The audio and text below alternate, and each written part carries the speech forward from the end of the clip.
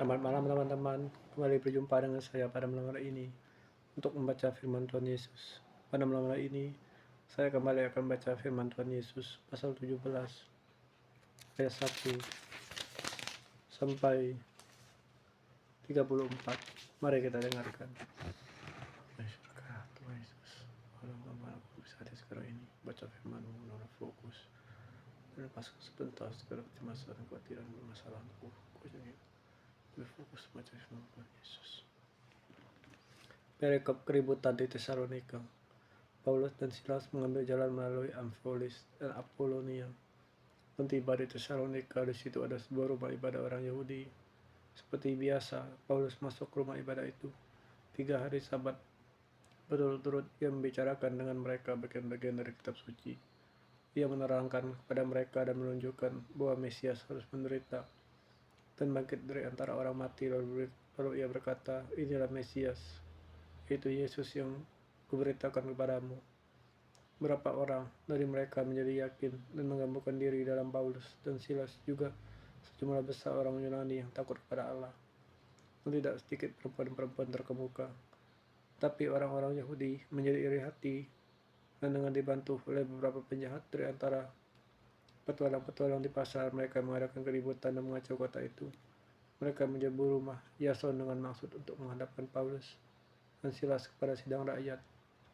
Tetapi ketika mereka tidak menemukan keduanya, mereka menyeret Yason dan beberapa saudara ke hadapan pembesar kota sambil berteriak, katanya, orang-orang yang mengacaukan seluruh dunia terdatang juga kemari, dan Yason menerima mereka menumpang di rumahnya.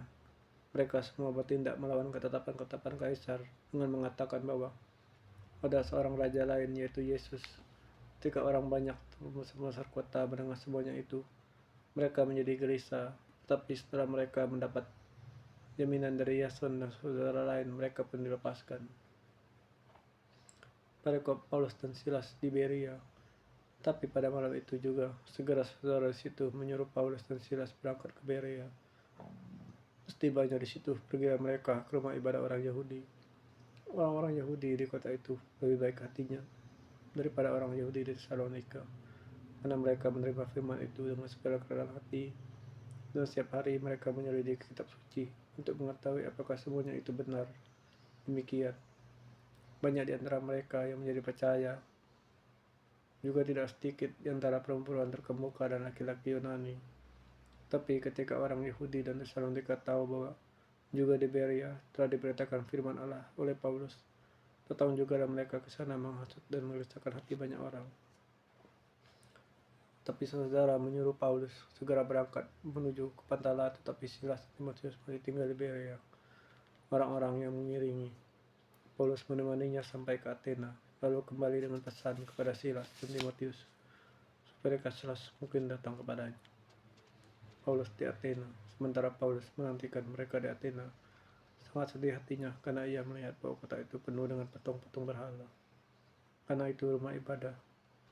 Karena di rumah ibadah ia bertukar pikiran dengan orang Yahudi dan orang-orang yang takut akan Allah, dan di pasar setiap hari dengan orang-orang yang berada jumpai di situ, dan juga beberapa ahli pikir dari golongan Epikureus.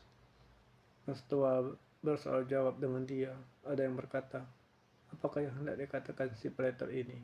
Tapi orang lain berkata, rupa-rupanya ia adalah pemerintah ajaran dewa-dewa asing, sebab ia beritakan Injil tentang Yesus dan tentang kebangkitannya. Lalu mereka membawanya menghadap sidang Areopagus dan mengatakan, boleh kami tahu ajaran baru mana yang kau ajarkan ini? Sebab engkau memperdengarkan kepada kami perkara-perkara yang aneh. Karena itu kami ingin tahu juga apakah artinya semua itu. Adapun orang-orang Athena dan orang-orang asing yang tinggal di situ tidak mempunyai waktu untuk sesuatu selain untuk mengadakan atau mendengar segala sesuatu yang baru. Paulus pergi berdiri di atas Areopagus dan berkata, hai orang-orang Athena, aku lihat bahwa dalam segala hal kamu sangat beribadah kepada dewa-dewa.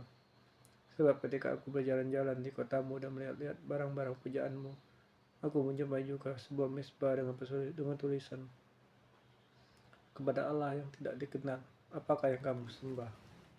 Tanpa mengenalnya, itu yang kuberitakan kepada kamu, Allah yang telah menjadi bumi dan segala isinya, Ia yang adalah Tuhan atas segala langit dan bumi, tidak diam dalam kuil-kuil buatan tangan manusia, dan juga tidak dilayani oleh tangan manusia, seolah-olah ia kekurangan apa-apa, karena dialah yang memberi dan hidup atas dan nafas dari segala sesuatu pada semua orang.